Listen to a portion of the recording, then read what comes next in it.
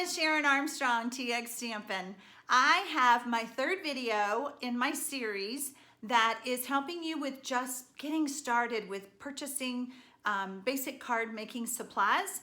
And if you're new to Stampin' Up and are overwhelmed, or if you're just new to rubber stamping and card making, I hope that this video will help you.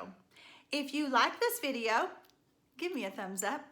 After that, please hit the subscribe button, and then you can hit the bell beside it and you'll know when my next video comes up on YouTube. If you have seen the Stampin' Up catalog, either in person or online, you will know that it is very overwhelming. If you are a beginner stamper or beginner stamper with Stampin' Up products, I have been doing a series of videos to help you get started, create some cute cards, but not spend $1 million, which I bet that's how much it would cost if I bought everything in this catalog. There's so many things, there's so many accessories and embellishments, things that you can always add later to your craft stash. But what I want to do is focus on just a few tools, just a few stamp pads, and things to help get you started, and then you can build upon it as you go. So I have one video that I created using just the note cards, single layer. My next one, I stepped it up a little bit and I added a layer of basic black and a layer of whisper white. And that was my second video. For today's video, I want to talk about introducing you to designer series papers and dimensionals.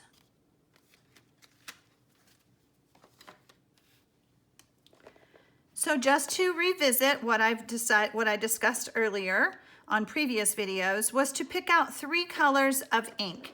For these videos, I've been using Lovely Lipstick, Call Me Clover, and Pineapple Punch. You always need that basic black. I am using Memento. We do carry another one called Stays On, but just like the name says, it stays on. It will stain your stamps and it is used for different reasons. I've chosen a stamp set. This one's called Enjoy Life because it has words and images, and you can do so much more when you have that combination.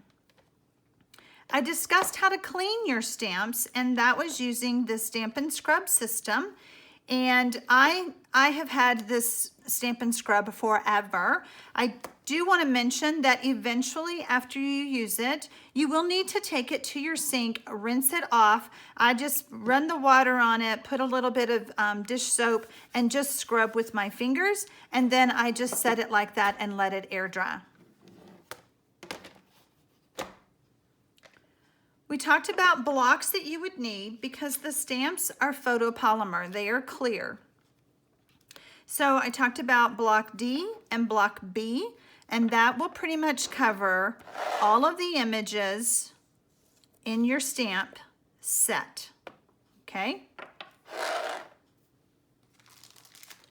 We talked about needing a paper trimmer in video number 2 if you're going to start cutting some of your own cardstock. But to get started, we talked about using just the note cards because it comes with envelopes. And after all, you're going to mail these cards after you've made them.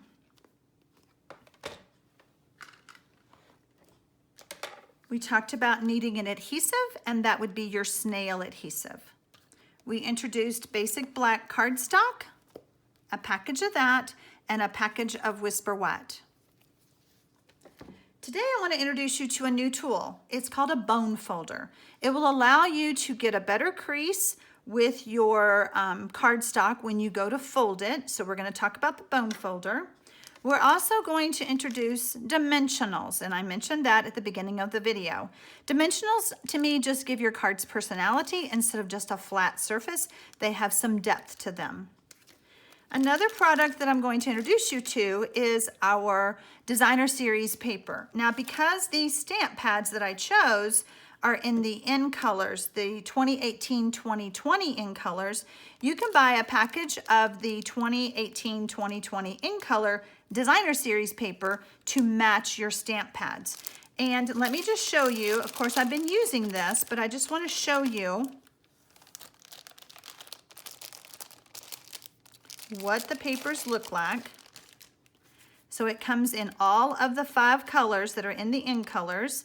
They are two-sided, so you can choose what side you want to use. And that's the beauty of it. It just gives you more ways to have your cards look different. I am also going to talk today, I mentioned on video number 1 about the paper piercing mat. When you're using photopolymer stamps, there is no foam. So sometimes you don't always get a good image. And I prefer to use the foam mat with just a piece of paper to protect my mat. So this is the card that we're going to be making today. And as you see, it's the same stamping as I did before on previous cards, but I just added those other items. So let's make our card.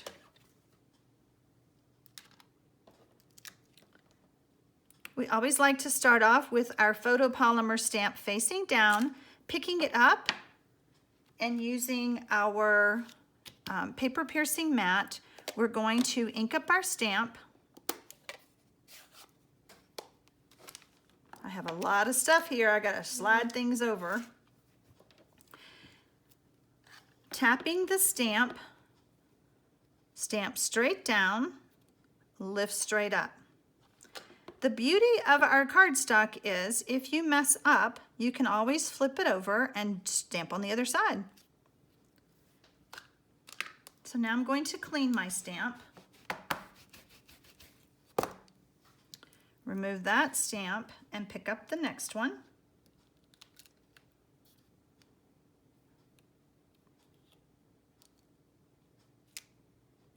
And now I want my black.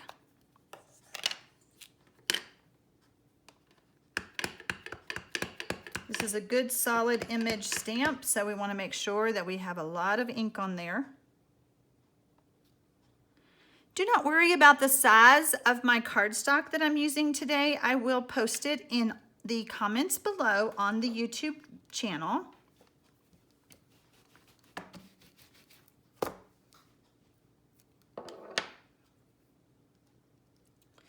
Another thing, if you've been following my series, you may have heard me talk about the fact that I am only using 2 blocks.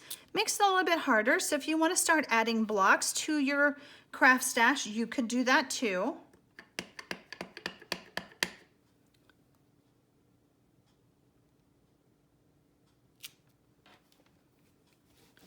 I wanted to start off with just basic type of supplies needed for the basic stamping so that you wouldn't feel so overwhelmed and not knowing where to start. I have been there, done that, and it's not fun.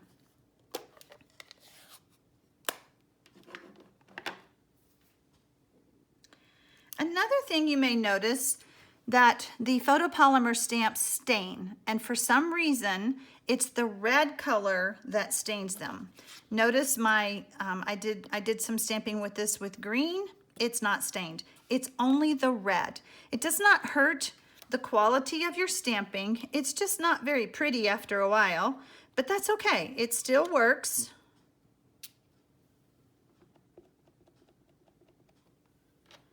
And I think it actually helps you see where you're stamping better, but that could just be me. Stamping straight down, leaving my stamp there for just a few seconds to let that ink penetrate into the cardstock. Going to remove this stamp from that block, and I'm going to pick up my butterfly. And I am going to put the butterfly in the center of this block, and using the pineapple punch,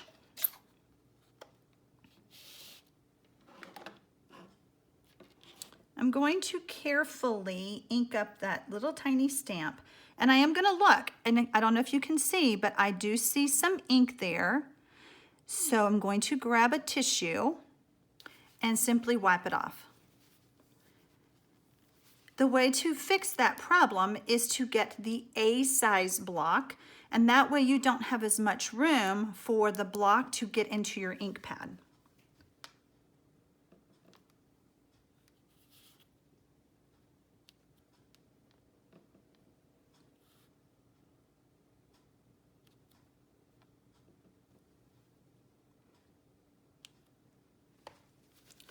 if you missed my video, my second video where I talked about this, you could also take that tiny little butterfly, no matter what size block you have, and move it down into the corner. It is easier to just ink up the butterfly and not have to worry about the rest of the block getting in the ink.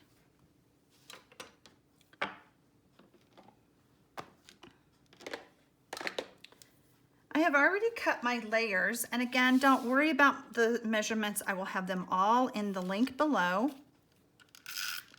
This was kind of a review type of video and talking about adding other items to your stash. And here's where we're going to bring in the dimensionals. I use these all the time. I order snail and dimensionals all the time. I'm going to talk about another adhesive that I do use a lot after I assemble this card. I like to dig my nails into the backing of the dimensionals. It just helps relieve that backing better. Even if you don't have long nails like I do, which I need to go work on that. They're getting too long. Then you could simply, it doesn't matter, just dig in your fingernail and it will help. Let's go ahead and add our designer series paper to our note card. And the note cards, as I mentioned previously, are scored, but I prefer to leave it flat when I'm assembling. And then I'm just gonna stick this right here.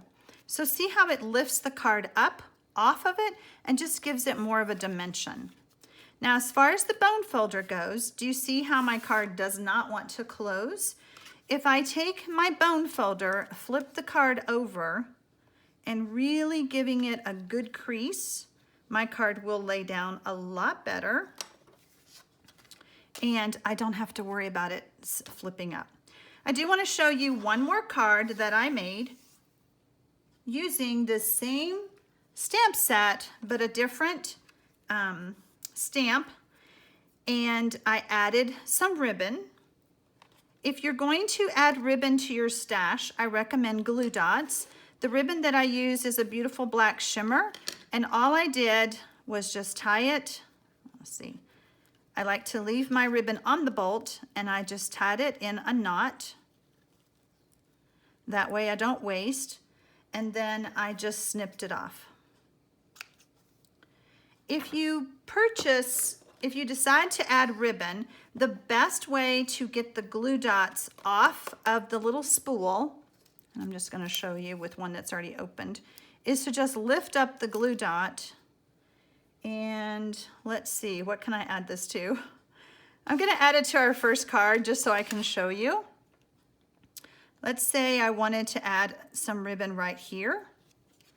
And then that way it just, you will also find that the snips may not cut as smoothly as a higher quality pair of scissors, but they do pretty good.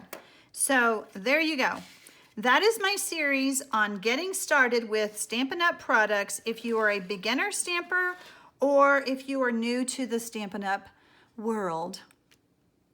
Thank you so much for watching, and I would love to hear your comments if this series of videos helped you.